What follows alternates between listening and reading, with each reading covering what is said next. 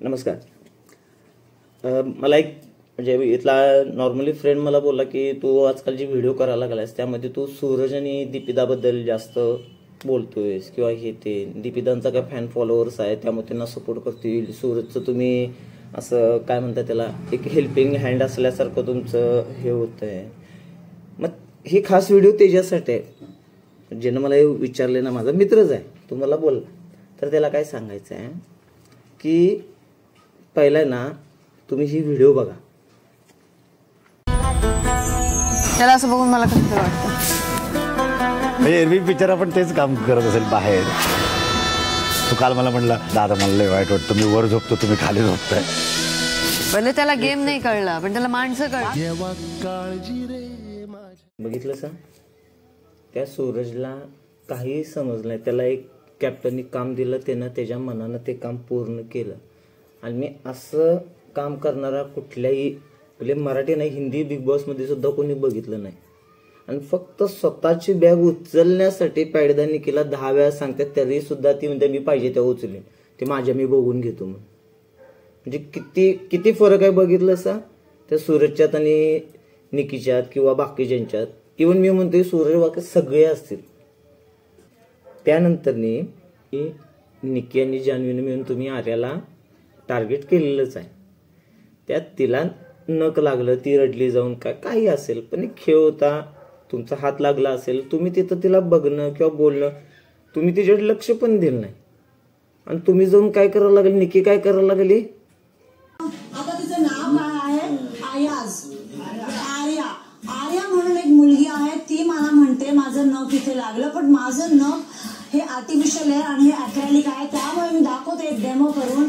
माझं नख असं लागत नाही आणि त्या नखातून रक्त पण येत नाही. हे बघा मी जोरात पण करते, ना रक्त येत ना काही येत ना काही येत. हे अॅक्रेलिक नेल आहे, बघितलं अॅक्रेलिक नेल आहे, त्यामुळे लोक मुद्दा काढतील, पण तुम्हाला मी प्रूफ आणि डेमो करून दाखवलेलं आहे तर माझं नख नाही लागले.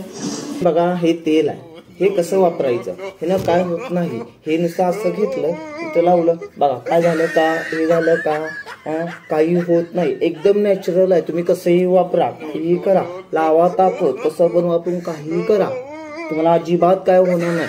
एकदम आयुर्वेदिक आणि नॅचरल आहे. हे तुम्ही कुठेही लावू शकता, हाताला लावा, पायाला लावा, कुठे पण लावा तुम्ही. कळलं का, हे असं आहे.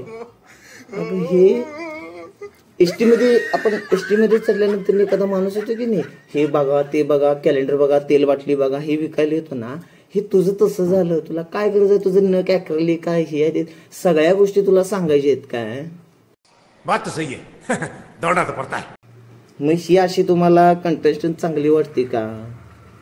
दुसरा राहिला आरबाज, त्या आरबाजला निकी सोडून काय दिसत नाही. मी माझा गेम खेळतो, काय मला कोणी काही सांगायची गरज नाही आणि मी फक्त निकीसाठी करतोय, ह्याच्यासाठी करतोय. तू कुणासाठी काही करत नाही. निकी तर तुझ्यासाठी काय घंटा पण करत नाही. त्यामुळे तो विषय तू सोडून देस तिथं.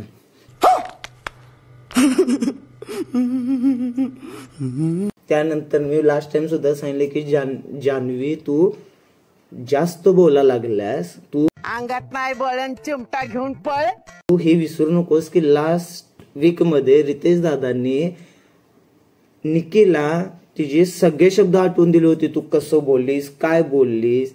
आता हे व्हायला नको की पुढच्या आठवड्यात जेव्हा बिग बॉस स्क्रीन ओपन होईल आणि रितेशदा तेव्हा तुला बोलतील की तू काय बोलतीस. तुझे एक एक शब्द एक एक हे दे.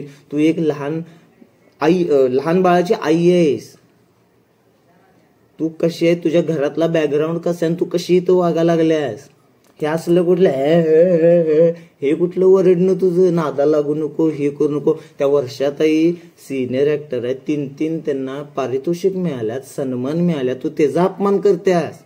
तू त्याचा नाही, तो सन्मानाचा अपमान करतेस.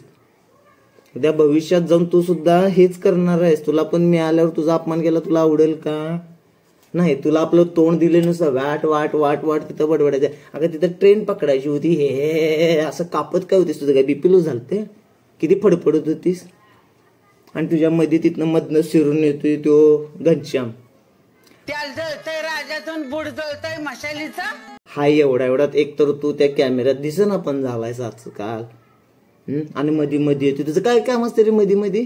मोठी दोन मोठी बोलत असताना लहानांनी मध्ये पडू नये एवढं कळत नाही का तुला? सारखं आपलं त्या निकीच्या मध्ये इथं हा ग्रुप बघ, भले जरा म्हणजे असा एक सॉफ्ट असेल किंवा टास्क घेत नसतील, बोलत नसतील, काय करत नसतील, पण कोण कोणाच्या जीवावर नाही आहे. तू त्या निकीला पाणी आणून दे, हे आणून दे, ते आणून दे. तू तिथं बिग बॉस मध्ये खेळायला गेलायस का बिग बॉसचा वेटर म्हणून गेलायस? इथं मध्ये करत असतोयस आणि त्या निकीच्या मागे जा, इथं मागे जा, आणि तुला बोलतोयस ते प्रत्येक गोष्टीला उलट उत्तर तुझं हाय. मला हे बोलायचं नाही, मला ते बोलायचं नाही, मला उलट असंच का म्हटलं, मला तसंच का म्हटलं. अरे तुला म्हणाल्यात ते नशीब समज, तुला इम्पॉर्टंट द्यायला लागल्यात हे नशीब तू समज. आणि झालं की नाही माझं ते चुकलं, मी असं नाही बोलायला पाहिजे होतं, मला वाईट वाटू लागलं, मी माफी मागते. अरे काय माफी मागते आणि हे करतो तू? मला हिला चहा आवडतं, मग तिला बेडवर झोपायचं नाही, तुला हे करा नाही. अरे तुझ्यापेक्षा तुला हे फक्त तू बोलून दाखवतोयस. वाटोळ्या खुराचा नाश करी घरात आरात. त्या दिवशी जेव्हा ही वाटणी झाल्यानंतर सूरज, जे तुम्ही आता म्हटला ना, जो माझा मित्र सुद्धा म्हटला की तुम्ही सूरजबद्दल असं का बोलताय, एवढ्या सगळ्या ह्याच्यात सूरज एकमेव असेल की त्याला बेड शेअर करायला सांगितलेला. तो पॅडीदाला स्वतः म्हटला की तुम्ही खाली झोपताय, मला ते कसं तरीच वाटतंय, हे वाटतंय.